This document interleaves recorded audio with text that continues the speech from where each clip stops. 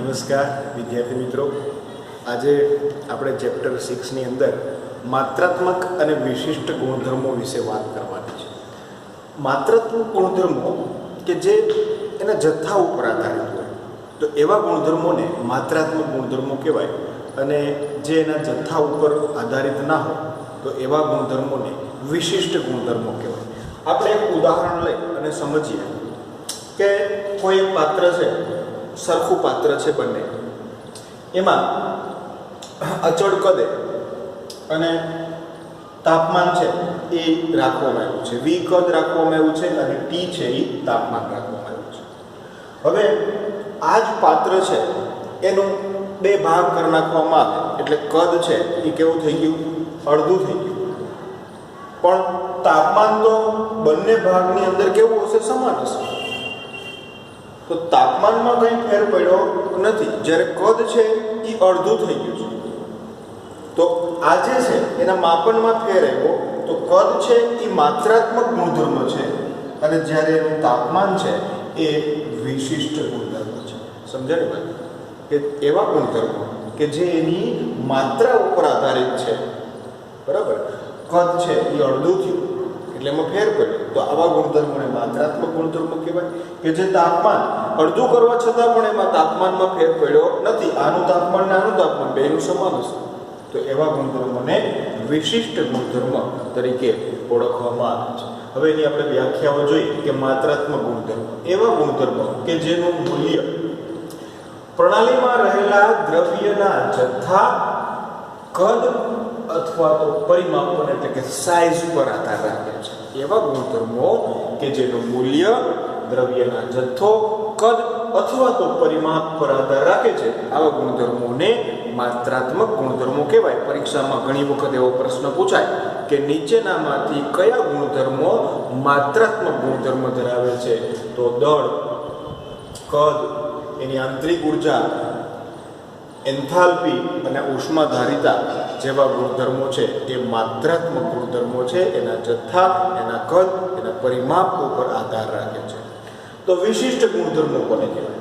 કે એવા ગુણધર્મો કે જે હાજર દ્રવ્યના જથ્થા, કદ અથવા પરિમાપ પર આધાર રાખતા નથી, એવા ગુણધર્મોને વિશિષ્ટ ગુણધર્મો તરીકે ઓળખવામાં આવે છે. અને એના ઉદાહરણ આપણે જોયું હતું, તાપમાન, ઘનતા, દબાણ વગેરે એના વિશિષ્ટ ગુણધર્મો છે. ઘનતા પણ તમે બે ભાગને અલગ કરો તો એની ઘનતા સમાન થશે. પાણી છે તો એને 1 લીટર પાણી છે, અડધાને અડધો લીટર, બે ભાગ કરી નાખો અડધો લીટરના, પછી બંનેની ઘનતા માપશો તો એ સમાન હશે. દબાણ પણ એવું જ છે. તો એવા ગુણધર્મો કે જે એની માત્રા ઉપર આધારિત નથી એને આપણે વિશિષ્ટ ગુણધર્મો કહીએ. અને આ ઉદાહરણ ત્યારે આપણે સમજ્યા કે કદ છે એ અડધું થઈ ગયું એટલે કે એની માત્રાત્મક ગુણધર્મ છે, જ્યારે તાપમાનમાં કશો ફેર પડ્યો નથી એટલે એ વિશિષ્ટ ગુણધર્મ છે. હવે આપણે એન્થાલ્પી ફેરફાર વિશે વાત કરવાનું છે, અને પ્રક્રિયાની એન્થાલ્પી કે જેને રિએક્શન એન્થાલ્પી કહેવાય, અને એની સંજ્ઞા છે delta RH. Reaction enthalpy delta RH. પ્રક્રિયા એન્થાલ્પી, પ્રક્રિયા થાય તો એમાં ઉષ્માનો પણ ફેરફાર થશે, અને એ જે ઉષ્માનો ફેરફાર છે એનું માપન એટલે રિએક્શન એન્થાલ્પી, અને જેને આપણે ડેલ્ટા RH સાથે ઓળખશું, સંજ્ઞા સાથે. પ્રક્રિયા સાથે સંકળાયેલી એન્થાલ્પી ફેરફારને પ્રક્રિયા એન્થાલ્પી કહે છે, અને જેને ડેલ્ટા RH વડે દર્શાવવામાં આવે છે. જ્યારે એનું માપન કરવાનું હોય, રિએક્શન થાય એટલે પહેલાં પ્રક્રિયકો હોય, પ્રક્રિયકોમાંથી નિપજ બને. પહેલાં પ્રક્રિયકોની એન્થાલ્પી હોય, નિપજોની એન્થાલ્પી હોય. તો જે ડેલ્ટા RH મેળવવું હોય તો શું કરવાનું? નિપજોની એન્થાલ્પીનો સરવાળો માઇનસ પ્રક્રિયકોની એન્થાલ્પીનો સરવાળો. જો ડેલ્ટા RH બરાબર આ જે સિગ્મા સમેશનની નિશાની છે એ સરવાળો સૂચવે છે કે નિપજોની એન્થાલ્પી માઇનસ પ્રક્રિયકોની એન્થાલ્પીનો સરવાળો. આપણે એક ઉદાહરણ લઈએ. મિથેનની દહન પ્રક્રિયાનું ઉદાહરણ છે કે CH4 plus 2O2 it gives CO2 plus 2H2. આ પ્રક્રિયાની અંદર CH4 અને 2O2 પ્રક્રિયકો છે જ્યારે CO2 અને 2H2O નિપજ સ્વરૂપે મળે છે. તો આની આપણે ડેલ્ટા RH મેળવવી હોય તો શું કરવું પડે? તો પહેલા નિપજોની એન્થાલ્પીનો સરવાળો એટલે કે HmCO2, Hm એટલે મોલર એન્થાલ્પી, મોલ માટેની વાત છે. HmCO2 plus 2HmH2O. અહીંયા 2 લખવા પડ્યા કારણ કે 2 મોલ H2O છે એટલા માટે. તો આ બેનો સરવાળો કર્યો માઈનસ પ્રક્રિયકોની મોલર એન્થાલ્પીનો સરવાળો HmCH4 પ્લસ Hm 2Hm 2 છે એટલા માટે FO2. તો આ રીતે નિપજોની એન્થાલ્પીનો સરવાળો માઈનસ પ્રક્રિયકોની એન્થાલ્પીનો સરવાળો કરવાથી આપણને પ્રક્રિયા એન્થાલ્પી ડેલ્ટા RH મળે છે. Hm શું છે? તો કે મોલર એન્થાલ્પી છે. તો આ વાત આપણે કરી હતી. પ્રક્રિયા એન્થાલ્પી શું છે? તો કે ભાઈ નિપજોની એન્થાલ્પીનો સરવાળો માઈનસ પ્રક્રિયકોની એન્થાલ્પીનો સરવાળો, જે મળે જવાબ એ એની રિએક્શન એન્થાલ્પી, પ્રક્રિયા એન્થાલ્પી ડેલ્ટા RH થશે. ઓકે, એન્થાલ્પી એટલે આપણે આગળ ભણી ગયા કે એમાં થતો ઉષ્માનો ફેરફાર છે. પ્રક્રિયાની પ્રમાણિત એન્થાલ્પી ક્યારે કહેવાય? હવે જ્યારે પ્રક્રિયા પ્રમાણિત અવસ્થામાં હોય, પ્રમાણિત અવસ્થા એટલે કે એક બાર દબાણ અને નિશ્ચિત તાપમાને પ્રક્રિયા થતી હોય અને એનો જો એન્થાલ્પી ફેરફાર હોય તો એવા એન્થાલ્પી ફેરફારને પ્રક્રિયાની પ્રમાણિત એન્થાલ્પી કહેવામાં આવે છે. વ્યાખ્યા કઈ રીતે અપાઈ જોઈએ કે પ્રક્રિયાની પ્રમાણિત એન્થાલ્પી જ્યારે પ્રક્રિયામાં ભાગ લેતા બધા જ પદાર્થો તેમની પ્રમાણિત અવસ્થામાં હોય. કઈ અવસ્થામાં હોય? તો કે પ્રમાણિત અવસ્થામાં હોય ત્યારે મળતો તેનો એન્થાલ્પી ફેરફાર, જેને પ્રક્રિયાની પ્રમાણિત એન્થાલ્પી કહે છે. ઉદાહરણ તરીકે પ્રવાહી ઇથેનોલની પ્રમાણિત એન્થાલ્પી 298 કેલ્વિન તાપમાને અને 1 બાર દબાણે શુદ્ધ પ્રવાહી ઇથેનોલ છે. એટલે કે પ્રમાણિત અવસ્થા નિશ્ચિત તાપમાને અને 1 બાર દબાણે તેનું શુદ્ધ સ્વરૂપ છે.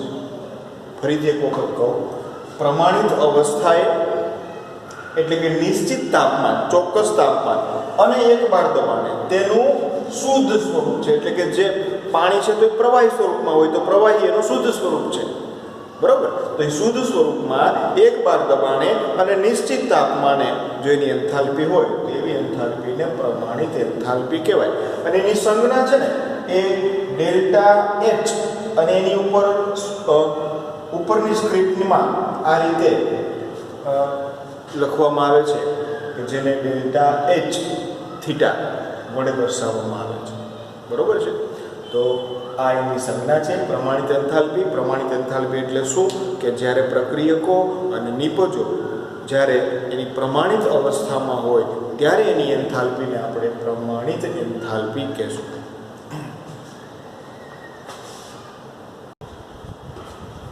પછી કલા રૂપાંતરણ. કલા રૂપાંતરણ એટલે શું? તો કે તમે ઘનમાંથી પ્રવાહીમાં જાઓ, પ્રવાહીમાંથી વાયુમાં જાઓ, અથવા ઘનમાંથી સીધા વાયુમાં જાય. તો આ જે રૂપાંતરણ છે ને, પરિવર્તન છે ને, એને કલા રૂપાંતરણ કહેવાય. એક અવસ્થામાંથી બીજી અવસ્થામાં જાઓ. જ્યારે એક અવસ્થામાંથી બીજી અવસ્થામાં જવામાં આવે ને ત્યારે પણ એમાં એન્થાલ્પીમાં, એની ઉષ્મામાં ફેરફાર થાય છે.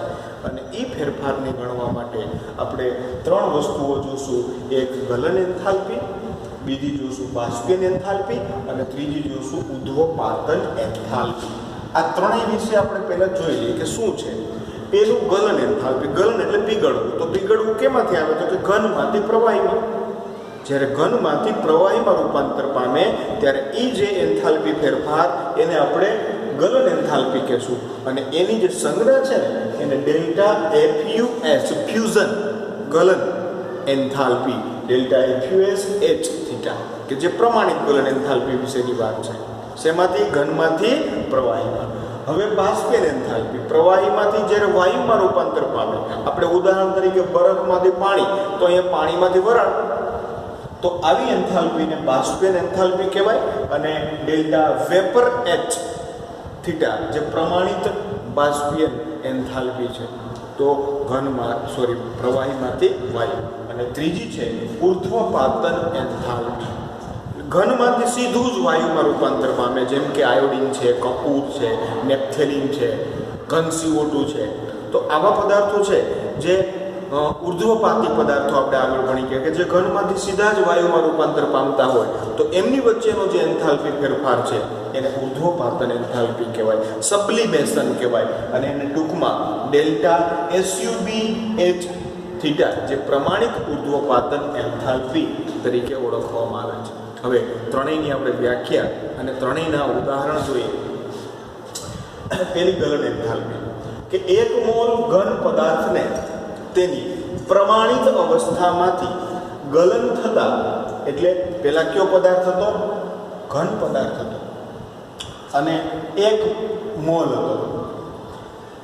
પ્રમાણિત અવસ્થામાં છે એટલે આ એન્થાલ્પીને આપણે પ્રમાણિત ગલન એન્થાલ્પી પણ કહેશું. ગલન એટલે પીગળે, પ્રવાહીમાં થતા તેની સાથે સંકળાયેલો એન્થાલ્પી ફેરફારને પ્રમાણિત ગલન એન્થાલ્પી અથવા ગલનની મોલર એન્થાલ્પી, કારણ કે 1 મોલ માટે વાત કરી છે એટલે molar enthalpy delta fusion H theta તરીકે ઓળખવામાં આવે છે. આપણે વાત કરીએ ઉદાહરણ તરીકે H2O સોલિડ છે. H2O સોલિડ એટલે કે ઘન અવસ્થામાં છે. આમાંથી H2O લિક્વિડ પ્રવાહી અવસ્થાની અંદર જ્યારે રૂપાંતર પામે છે ત્યારે એની ફ્યુઝન એન્થાલ્પી 6 કિલોજૂલ પ્રતિ મોલ છે. કેટલી છે? 6 કિલોજૂલ પ્રતિ મોલ. આને આપણે પ્રમાણિત ગલન એન્થાલ્પી કહેશું. ઘનમાંથી પ્રવાહીમાં રૂપાંતર પામે. હવે વાત કરીએ બાષ્પીય એન્થાલ્પી. એની વ્યાખ્યા જોઈએ. એટલે કે પ્રવાહીમાંથી વાયુમાં બાષ્પ સ્વરૂપમાં રૂપાંતર પામે છે. કે 1 મોલ પ્રવાહીને